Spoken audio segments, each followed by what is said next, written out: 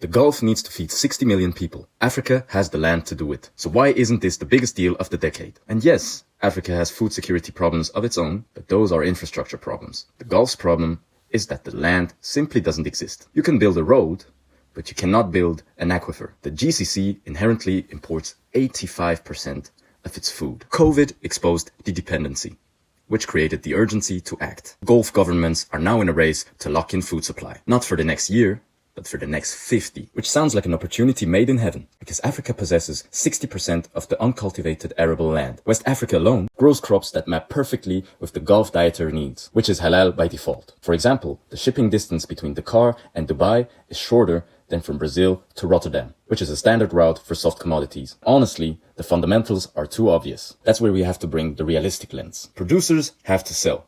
Traders can wait. Producers often deal with few large buyers, while traders, quite literally, do not put all their eggs in the same basket. Same price, but completely different power. And that's where the margin sits. The opportunity for Africa isn't to grow food, but it's to own the deal. And owning the deal requires knowing what the buyers actually need and who the real decision makers are on the other side of the table. And unfortunately, that knowledge right now sits nowhere near Africa. Because right now, the land is African, the labor is African, the infrastructure is increasingly more African, but the problem is the asymmetry of information. And that's the gap that needs to close.